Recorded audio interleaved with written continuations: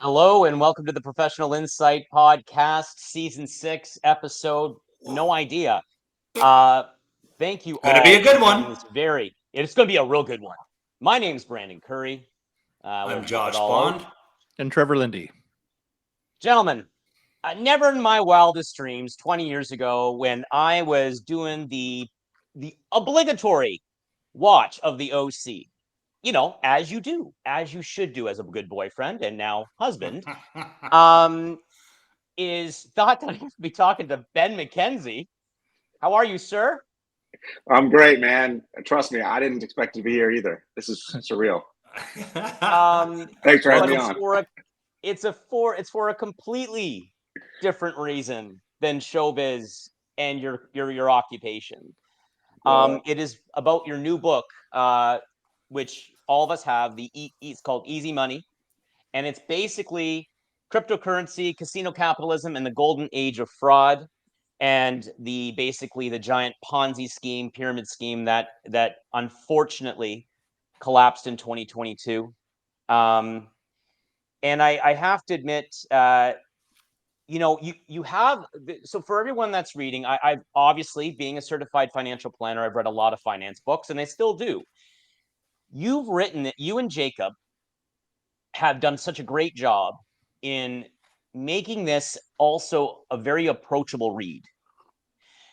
And I want to applaud you for that because you address a lot of this and your self-deprecating sense of humor. That was actually good. There's a lot of great jokes. We'll get those. We'll get to that in a second. All right. Because there's a couple of times I did read the book twice. Just once initially, just to read it, and then when I found out that this could go, I wanted to go through again with a more fine-tooth comb. And even I was stuck up on some of even the chapters, they just made my head shake. Especially your interview with SDF, and just like that Yeah. was just crazy. Let's take everyone through your journey. Very All top right. line, because I know you're on a time crunch, but Sure. I know Josh and Trevor both have lots of questions too.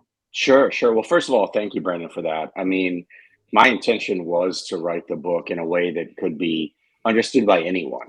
You don't need to know anything about economics or finance or economic history or any of that stuff. Hell, I barely did before I started this. I have an undergraduate degree in economics, but I became fascinated by this stuff called cryptocurrency, basically because I'm a storyteller. Words are my tools. And when crypto was calling itself a currency, I was just thrown by that. I thought, wait a minute, these things aren't currencies. I mean, I can't actually buy anything with them. You know, I live in Brooklyn. If I went to my local deli and tried to buy a bagel with Bitcoin, the guys would look at me like I was crazy.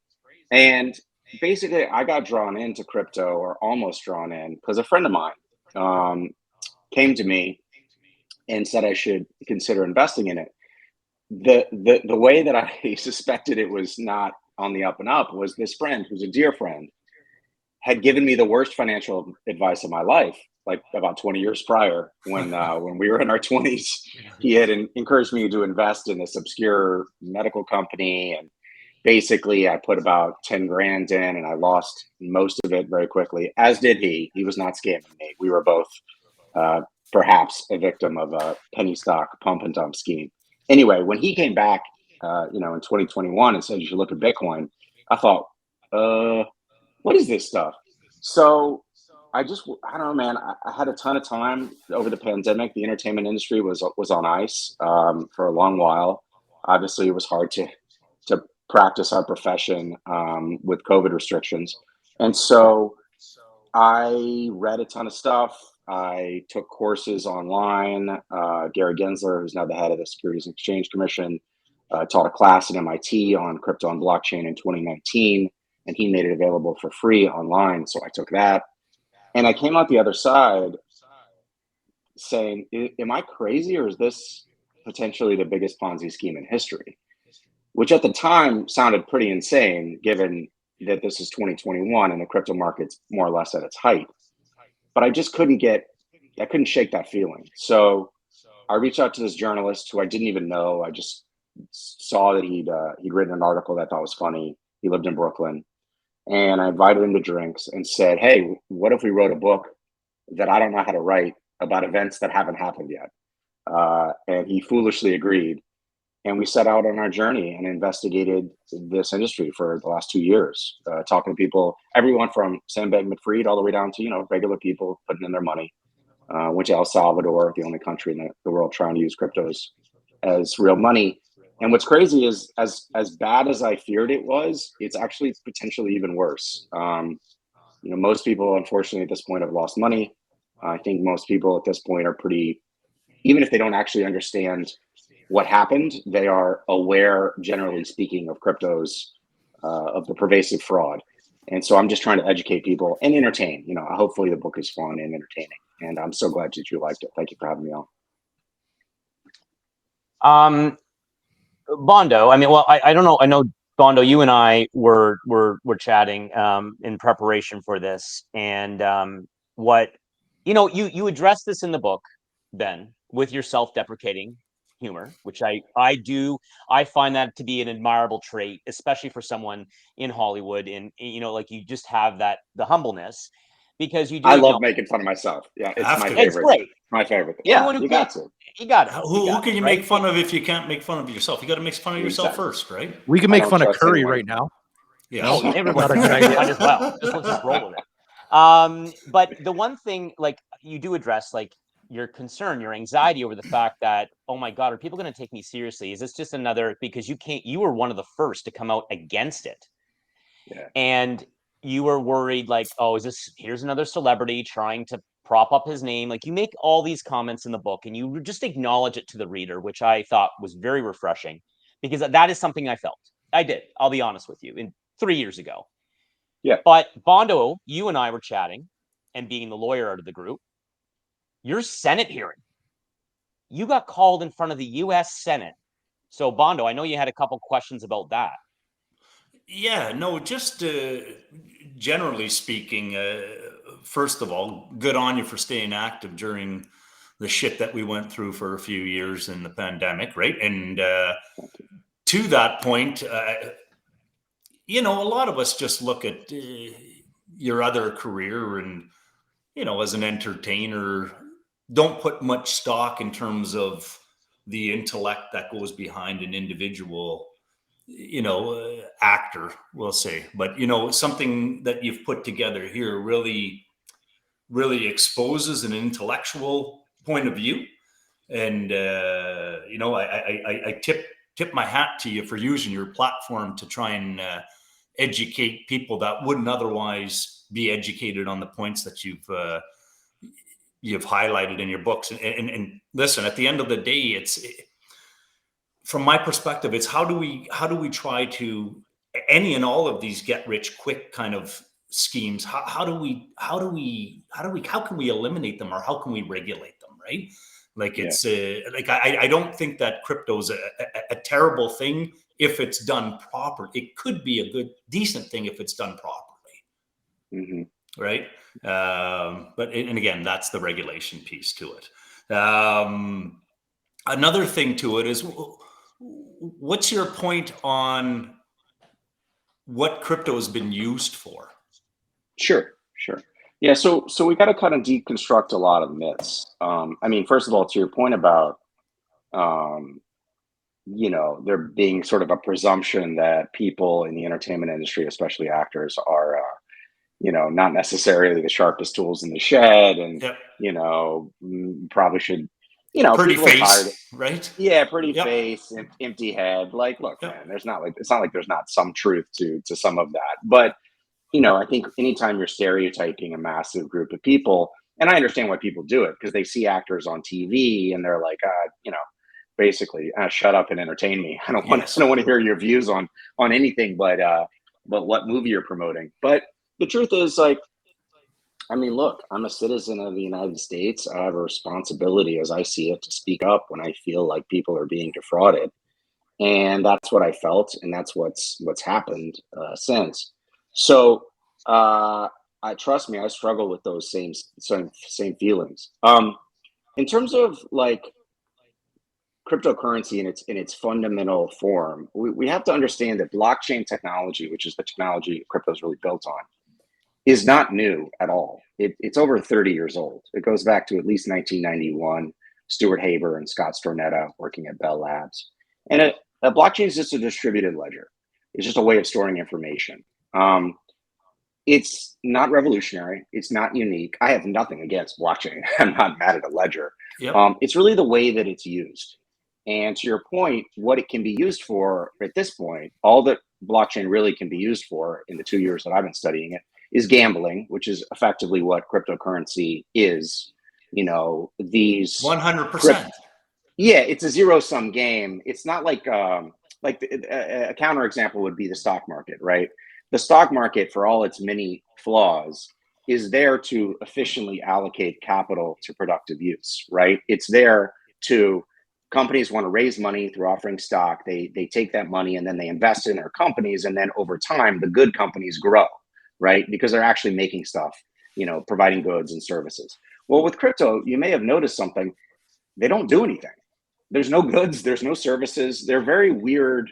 Effectively, they're securities because they're used as investments. They're not used as currencies. And yet there's no product, no good or service. And so the way that blockchain is being used for cryptocurrencies is really, you know, effectively a Ponzi scheme, right? It's getting as many people in as possible. The ownership is very obscure. Many of these cryptocurrencies, especially the more obscure ones, they're really owned by a very small group of people. I mean, you saw this with FTX's implosion and the FTT token that FTX, you know, owned a lot of and had sort of inflated the value of. So they're very similar to penny stock pump and dump schemes. And, you know, I think that it's important to separate the technology of blockchain, which may have some use in the future, from its application right now. So other than gambling, the only other real use case for crypto is illegal activity. Tax evasion, sanctions evasion, capital flight, ransomware, obviously. You know, I'm just being honest nuclear? Here. Yeah, I mean, you could use it for basically anything, human trafficking, unfortunately. And so I understand crypto advocates are like, well, look, we don't like some authoritarian states. And so we want to have this way of like sending value, you know, instantaneously overseas. But the truth of the matter is, if the good guys can do it, then the bad guys can do it too, right? I mean, there's no way to avoid that fundamental like friction. And right now it's being used by bad guys primarily because, you know, they're the ones willing to take the risk to once there's real money in the crypto ecosystem, basically generated by retail traders, by regular people, then there's enough liquidity for the bad guys to be able to use it for all sorts of stuff. I mean, North Korean hackers using it for ransomware, 100%. ISIS laundering money through allegedly through exchanges like Binance, stuff like that. I mean, you know, it's pretty bad stuff. So we got to really like be honest about what it's being used for. As to where blockchain could potentially be used in the future, I'm agnostic. I don't really care. As long as it's not used in the way that it's used right now. Use it for good, not bad, right? Yeah, sure. Simple stuff. Yeah. And enforce securities laws. I mean, what's ironic is that there's over 20,000 cryptocurrencies out there right now. That's more cryptocurrencies than there are stocks in the major US stock exchanges, which is pretty wild, right? And I mean, they're tiny effectively, but like, you know, at least theoretically they're worth, you know, some of these are worth billions of dollars, even though if you look at the actual money behind them, it's very little. But, you know, we've had federal securities laws in the United States since the 1930s, because in the 1920s, we didn't. And the bubble of the 1920s, you know, the roaring 20s and all this like paper wealth that was generated, it led to the crash of 1929 and the Great Depression was one of the contributing factors. And so it's pretty ironic, but about 100 years later, we're actually revisiting a time before we had federal securities legislation. And the reason that we needed the legislation was to protect against market manipulation and fraud. I mean, primarily, people were getting swindled. And back then you could do whatever the hell you wanted. You could corner the market, you could paint the tape, you could do wash trading, you could do all these other things that, you know, look, let's be honest, there is some of that stuff in regulated markets, of course, but far less because there's a price to pay. If you violate the rules, then, you know, you can get fined, you can go to jail.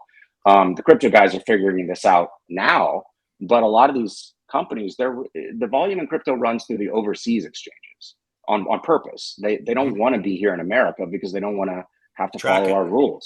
Yeah, and they want to be able to, they want to be able to get away with it. And it's much harder to enforce, our laws overseas, right? We got to work with foreign governments and stuff like that. So that was one of the things that was sort of shocking when I first got into it, was like, oh my God, how is the government going to even attempt to get a hold on this? And effectively what happened is, we can debate whether they did a good job or not, but they could only come in after the collapse to really try to, fix it. To that point, though, you had, had some involvement at the Senate level. And what can you speak to in terms of that experience? Because you're sitting in the room and you're getting different perspectives, right? And it's, some of them are good points, right? Somebody, they're speaking to the business case and, I mean, we're all business people, and you want to allow somewhat of a free enterprise, right? Sure. Yeah. But within a regulated platform, right? So, but I mean, you're sitting there and you're speaking good points. And again, I tip my hat to you, because the more education and the more that these things are brought to light, the more people will even just at least be talking about it at the water cooler, right? Yeah. I wrote the book to try to, when you're at that barbecue with your friends, and there's always that guy who's trying to get you to buy this or that crypto, 100%. right? I mean, we've all had that experience. I had that experience. And it's often your friend. So it's like, this was my buddy Dave. He's one of my closest friends. Like, I got and he wasn't trying to swindle me. He had bought Bitcoin, like maybe 6 months prior or a year prior. He'd seen the price go up, and he was like, hey man, you should look into this, right? That's trying to attract you to a good thing, right?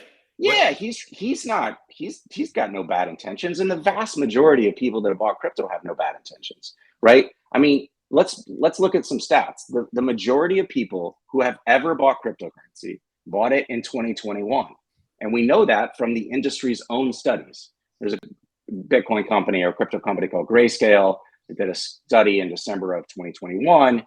And they studied, when did you buy it? And 55% of people who'd ever bought Bitcoin ever in its whole history of 15 years bought it in 2021. Wow. Well, in 2021, the price was like at its all-time high, right? Between like $30,000 and $69,000 a coin. So if you bought it in 2021, you've almost assuredly lost money, right? And that's, by the way, that's if you can get it out, right? And that's we're really getting into money and lying. We're really getting into fraud here, because let's just try to name some of the companies that you can't get your money out right now because they've gone bankrupt.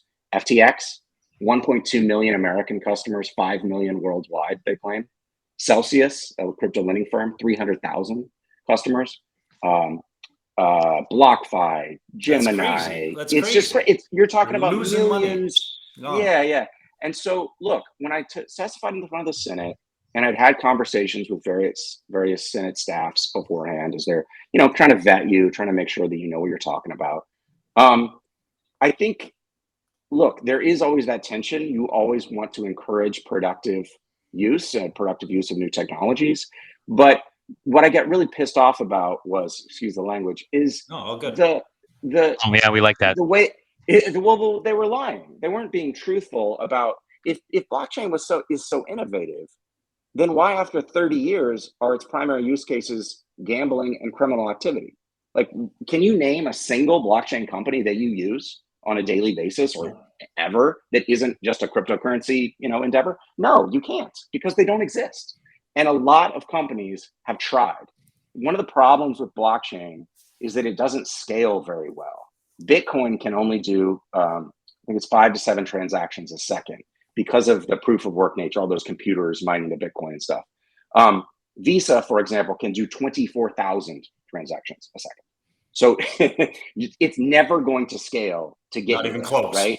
Not even close. And then you can try something else, which is called proof of stake, but that's basically much more like a security and has all these other problems of being effectively unregistered and licensed security.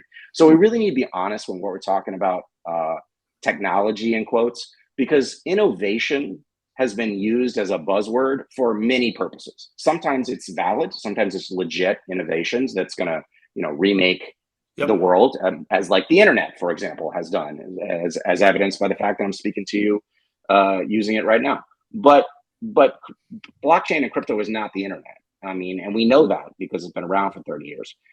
Innovation as a buzzword, historically speaking, has been used for fraud for hundreds of years. I mean, Charles Ponzi used, the way we get Ponzi scheme is from these international reply coupons that were these, like, he was arbitraging a price discrepancy between sending mail back and forth between Europe and the US. This is, 1919. So this is 100 years ago. And so there was a legit like thing there, but he was totally making it up. He got so much money in that at one point his Ponzi scheme was bigger than the entire international reply coupon market. And a reporter figured it out. The reporter figured it out, and the whole thing fell apart in like less than a year. It's a pretty great story. So innovation has always been used to swindle people. And we need to really like be honest about, all right, is this really innovative? What are we talking about?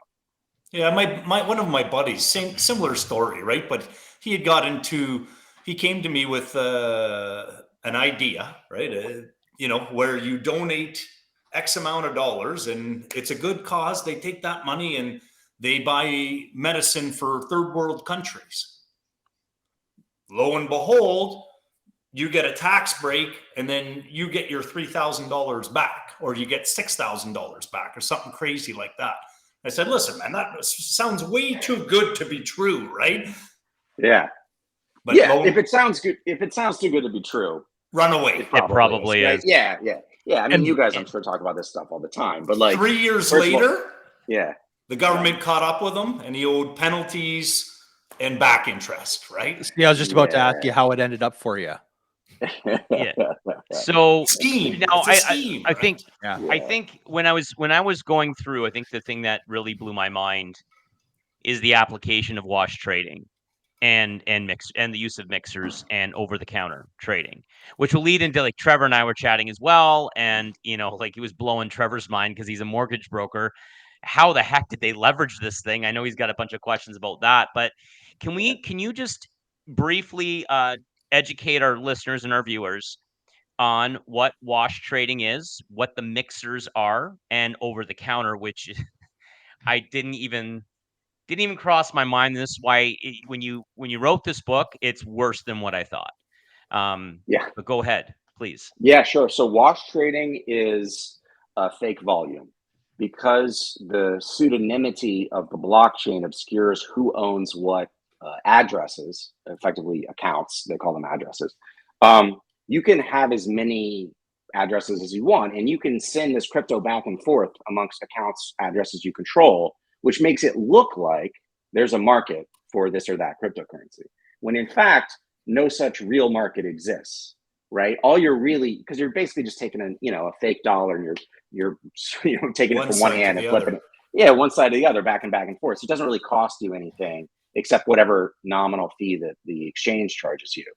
And because it's unregulated, wash trading is an enormous part of cryptocurrency. I read a study that looked at 29 exchanges. It found 70% wash trading on the unregistered exchange. 70% means the majority, if that's true, the majority of the volume in cryptocurrency is fake. It's not there. All they really want you to do is take your real money and buy whichever cryptocurrency they're shilling, because they've artificially inflated the price. When you buy it, you're going to like, hey, and it might continue to go up on screen or whatever. It's when you try to sell it that you're going to have a problem, because you're not going to sell it to them. I mean, they're going to sell it to you, but it's getting your money in and out. So wash trading is a huge part of it. And look, you don't have to take my word for it. That study is a good one to look at. I can send you guys the link. But there's also the SEC complaint against Binance, which is the biggest crypto exchange by a country mile. And the allegations there are pretty astonishing. I believe the allegation is on their US platform. 99% of the volume in the first hour they were set up was wash trading, and 70% on the first day, or something insane. So, man, look, just know if crypto's like gambling, you're gambling in an unregistered, unlicensed casino. So there's not really anything stopping them from rigging the game. You're not playing a fair game. So that's wash trading. What else you asked about? It's just a shitstorm. That's just a shitstorm. That's all it is. Yeah, it's a shitstorm. OTC is over the counter. So you're taking cash money. It could be any regular money, dollars, euro, yuan, and you're trying to get it. You're trying to turn it into crypto. Now, why would you want to do that? Well, if you're in China, you might want to be trying to get your Chinese money out of the country because there's capital controls there, right? $50,000, I think, is the limit that you're allowed to take out of the country. So you're correct. So there's okay, great. So there's a ton.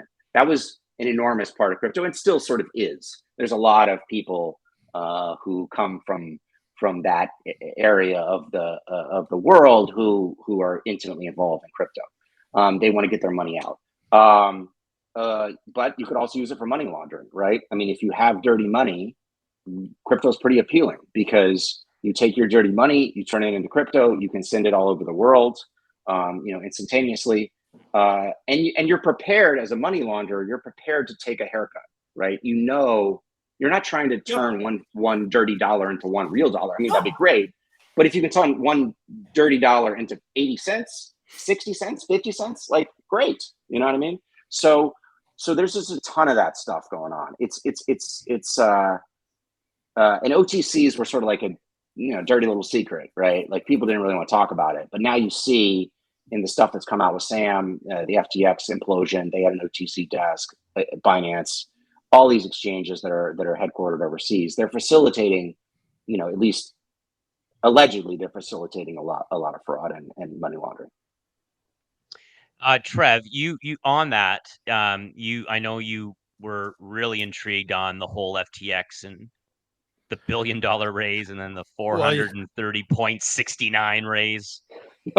Yeah. These in guys all all honesty, have small penises. Honestly, they all do. Yes. I'm sitting here listening to Ben talk and like my head's it's spinning, in all honesty. Like you've got so many people that are, to Josh's comment before, in that get rich quick scheme. You've got people that are trying to leverage this for borrowing purposes. Like where does it stop? Where, how do the regulators, how can they come in and put a stop to this where consumers can actually be protected? And it really doesn't feel like there's any chance. It's going to be difficult because I think, what are our securities laws predicated on? Primarily disclosure, right? Mm-hmm. It's pretty simple. If you're investing your money, you need to know who the hell you're giving your money to and what the hell they're doing with that money. 100%. And so, right? It's pretty simple stuff. So yeah, and people, companies will complain about how many SEC, things they have to jump through, all the paperwork, and we can argue about that stuff. But at the fundamental level, all that stuff is there so that the public knows what they're buying when they're buying this or that. Yeah, exactly. And crypto doesn't have that, almost kind of by design. I mean, I'm not saying it was intended, but the pseudonymity of the blockchain, the fact that, what is a blockchain? It's like a way of storing information. And there's a public key where people can see what addresses are interacting with one another. But there's a private key that allows you to keep yourself synonymous. Like you don't know who is interacting with whom, right? And so that feels like a fundamental tension that's difficult to unravel, right? Like, how do you have the things that you like? I understand people want privacy. I get that. But our monetary system and our financial system, I would argue, is what's known in economics as a public good. Like, we need a functional monetary system. We need a functional financial system for us all to benefit, right? I mean, if you can't trust the stock market, I understand people trust me, there's a lot of fraud in the regulated market as well. That'll be the subject of maybe my next book. But like, but at least there's rules, and at least the majority of the stuff is on the up and up, so people can invest. And the fact that they trust the system allows it to keep going. With crypto, at least up to this point, there's very little of that stuff, and there's no real incentive for the industry to, they were talking about self-regulation for a while, which to me is hilarious because I got 3 small kids. I got a 9-year-old, a 7-year-old, and a 2-year-old. Nice. And let's just say I'm pretty skeptical of self-regulation. You know what I mean? I'm like, if I Yeah, you applied should be, yeah. self-regulation to my children, you know what I mean? I'd come home to like stains on the couch, Yeah. shit on the walls, like, you know what I mean? Yeah. 100%. Give me a break. There's got to be rules, right? Belly full of sugar. Yeah, exactly. You're going to self-regulate after 3 ice creams. Like, give me a break. And so the adults have to be in charge here, and that's kind of belatedly what's happening. But it did get pretty out of control. I mean, the way that they were able to do it in terms of like FTX was, other than Bitcoin has a hard cap, at least per the code, of 21 million Bitcoin. But the other cryptos, I mean, technically, you could kind of create as many of them as you want. So if you can borrow against that fake money and get real money by, these VC raises that they did and stuff, that's bad because your leverage is unlimited, right? I mean, it's infinite because, if these things don't really have any value and you can borrow billions of dollars or steal it from your customers, it's pretty insane, right? Yeah, I mean, that's insane. it's kind of a genius. And it really starts with just calling it money, right? It really just starts with that because they immediately apply some like substance to it, just like tangibility subconsciously, almost, right? Yeah, some tangible, and that's why they call them coins, I think. And coins, I think it sounds better than tokens. But like almost all of the words in crypto, or so many of the words in crypto, don't mean what they would normally mean in regular the English language, and they in fact mean the opposite. Stable coins are not stable. Decentralized means centralized. You can even combine these meaningless words to form meaningless phrases. There's this thing called DAOs, which are supposedly decentralized autonomous organizations that are, in fact, neither decentralized nor autonomous nor particularly organized. They're just a mess. And so it's just like an exercise in nonsense, right? And you just kind of go around and around and around. I get that people want to believe in what crypto says it can do. Like, I totally get that. Like, we all know our financial system is messed up. It's not as equal as it should be. People don't have as much of a fair shake as they want. I get that. I believe in that. It's the sleight of hand with crypto where they say, hey, you hate our financial system. People go, yeah, crypto solves it. Yes. That's the trick. It's not pointing out the problems. It's saying that crypto fixes them. Crypto actually makes almost all of them worse. Yeah. It doesn't build generational wealth. It can take it away. It doesn't bank the unbanked. It can leave people who are already unbanked, put them in associations with people who are not on the up and up, let's say. Go to the casino and put money on red or black. It's a better use of your money, to be honest with you. Because at least there, the odds, right? Yeah. At least in Vegas, they're pretty transparent about it. I joke that crypto's like Vegas in the 50s when the mafia ran it. You know what I mean? It's like, it's not the same. No, so there is a saying in finance, which is basically, during a boom, everyone thinks they're Warren Buffett. During a recession, everyone quotes Warren Buffett. So I did find it ironic in the book when Peter Thiel got up on stage at South by Southwest and basically said, who ironically made all of his money making PayPal, which is our current fiat system, but we'll leave that over there, and starts, hammering on Warren Buffett. And yet at that same conference, you ended up getting the interview with Alex Mashinsky. I hope I'm pronouncing it right, from the ex-CEO of the now defunct corrupt Celsius. And he basically admitted to you on the record, it was like the 15% is how much actual cash. The rest was just poof. Smoke and mirrors. And so on this, what really got me going was in 2018. I was with. I got to keep it very vague because I don't want to. I'm a fiduciary, so I got to be confidential. But there was this couple. They came into a little bit of money, and then the first thing into them, which was $70,000, which was a lot of money at the time, a lot of money to anybody. Yeah. And they go to me and they wanted to put it into this Bitcoin, and I never saw the money as an investment purpose, so I don't know what ended up happening. But in the book, you actually talk about two specific that come up: the Korean family murder-suicide, and Hall at the end of the book.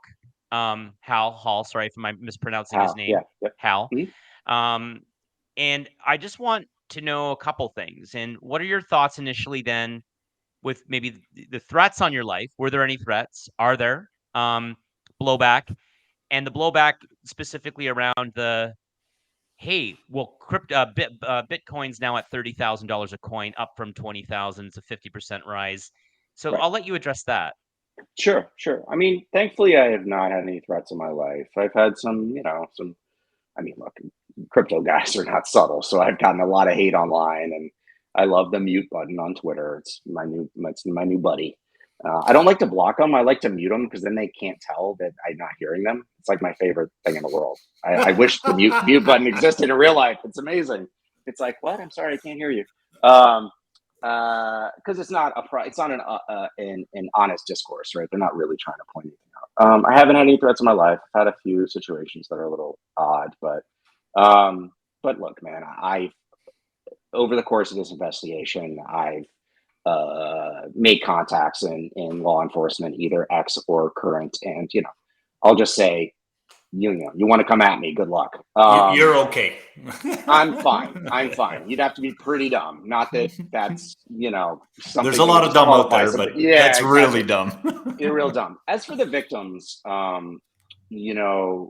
it's pretty painful. I think that's really it is really, I say it in the author's note at the beginning of the book, but like I wrote the book for the people that bought crypto, most of whom have lost money at this point.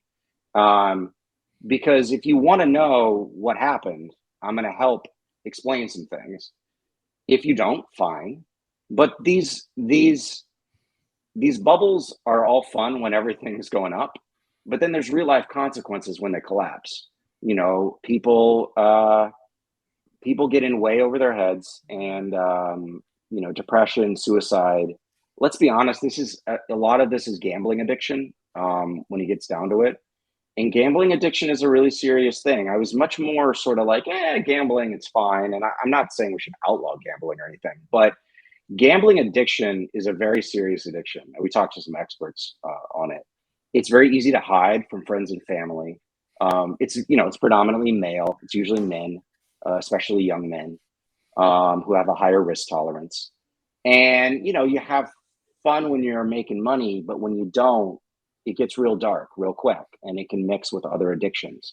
And so I think we should have a conversation about mental health and gambling addiction, especially Absolutely. for young men who pride themselves on being tough and macho Yep. and smart and all that. It's hard to talk about. I get it, man. That's what I want to talk about. I mean, I mentioned in the book, like I had made some bets and I had been wrong. I wanted to talk about that and be like, look, guys, like I'm writing a book about it and I can be wrong. You have to have humility. You guys know this in any finance, anything related to money. You have to be humble. You have to constantly check yourself over and over and over again, and check your assumptions over and over again, and be willing to change based on new information. I'm as tough as my wife lets me be. Yeah, that's a good way of putting it. That's a smart husband, right? Yeah, totally. Yeah, trust me, there've been some awkward conversations, honey. No, but I was right. Yes. I was wrong on the timing. She's like, that doesn't matter. You're like, it's true. And yeah, sorry. And there was one more question there that I forget what it was. Was there one more? No, just the rebounding of crypto, the rebounding of Bitcoin. Oh yeah. Sorry. Yeah. Just So that's a great one. I mean, the market's not an honest market. I don't know how else to put it. So if you're in what is a regulated, or at least theoretically regulated exchange in America, that would be like Coinbase. They're being sued by the SEC, so maybe they'll end up not being one, but for the moment they are. They at least have to, file SEC disclosures and do all sorts of stuff that at least probably means when you have your money there, you can get it out. But even there, you have a lot of problems. If you go on message boards for any of these companies, you will see endless complaints. And of course, most of the volume runs overseas, and most people are buying crypto overseas. So again, you don't have to take my word for it. You can go back to that guy Mashinsky, who I interviewed at South by Southwest, who told me 10 to 15% of the money in crypto is real, and the rest is speculation. And that was then. That was a year ago. So right now, what's happening is retail's gone away. The retail volume, the regular people are not buying it anywhere the numbers they used to. It's actually, retail volume on the exchanges is lower than it was before the current boom started at the end of 2020. And so all of this fake money is trying to get into real money, and there's not enough of it to go around, which is why you saw these collapses of all these companies. But I hate to be the bearer of bad news, it's not over yet. You know, Binance, the biggest exchange, Binance accounts for over half of the volume in all of crypto. It's been sued by the SEC. It's been sued by the CFTC. There's reporting that the DOJ is investigating. You know, if Binance were to go down, that would not be That's good. it. Yeah, probably. I mean, we'll see. There's sort of Binance and Tether left. Tether is kind of like the poker chips in the casino, this stable coin company. But should the adults get involved and start regulating this and put some money into regulating it? Right? Because I mean, we got to enforce securities laws. The problem is, one of the problems, as I point out in the book, is the SEC and the CFTC are not law enforcement agencies primarily, right? They're not out there like charging people with crimes they go to jail with. They're civil enforcement agencies. So they like find people, they can refer cases to DOJ, but they're also domestic agencies in the United States. They can't go to the Bahamas and work with the Bahamian securities regulators, which was not a thing I even knew existed up until Sam's fall apart. But like, you know, you need international global law enforcement to collaborate. That takes a lot of work. It's hard. Huge. You know, and it's tricky to pull off for reasons you can only imagine, right? Politics of it. So I think regulators are coming around to it now, but unfortunately, historically speaking, they only come in after the bubbles popped, because before then, A, it's hard to get ahead of it, and B, you might get blamed for popping it. So technically, 100%. you know, so that's kind of the way that goes. So I know you're on a tight time schedule because you're doing a big press release and tour of the book. Busy time. We're very humbled. We're very Busy humbled time, that you came on the show. Everyone, please buy this book, educate yourself, read Easy Money on Amazon, on Indigo, or wherever you get the books. Love to have you back on at some point in time. Absolutely. I would love to hear what you got to say about Chat GTP bot. yeah. That's another one. We're definitely going to have you on whenever you want to promote. Crier, the channel, would love to have you on. Just please, reach out. And just as a side note, before Bondo takes us out, in all honesty, you do play down your undergraduate and BA in economics in the book. You know, tongue in cheek, if this acting thing doesn't work out, okay, you know, it's kind of maybe with you. You know, we're not too sure, right? We'll see. Yeah. Considering it already has worked out and you're already past that. Here's the thing. I think you should honestly, this is something that a career I think you'd be very successful in. For someone who plays down his BA in economics, you mastered something that's fairly complex. I think you should get your CFP because I think having those 3 letters after your name, if this is something that you want to continue to do, I'm not saying you need it, but I think it's something you should consider because you do have the brains, you have the perseverance. As a fellow CFP, I'd love to have you in the fold. And finally, you also have the integrity, which a lot of your fellow Hollywood elite who are now being sued because they propped it up don't. And for that, sir, bottom of my heart, and I genuinely mean this, thank you. Because I was being told as a CFP that I didn't know what the heck I was talking about, and I was loony and I was nuts and I didn't understand code. So thank you. Love Bondo from Canada. Thank you so much, Brandon. I really appreciate that, man. And I will think about that. That is a good idea. It's an interesting idea.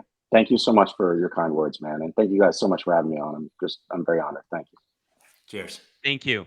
Cheers. Bondo, thanks, guys. Take us out. Help you stay informed. Bye, everybody.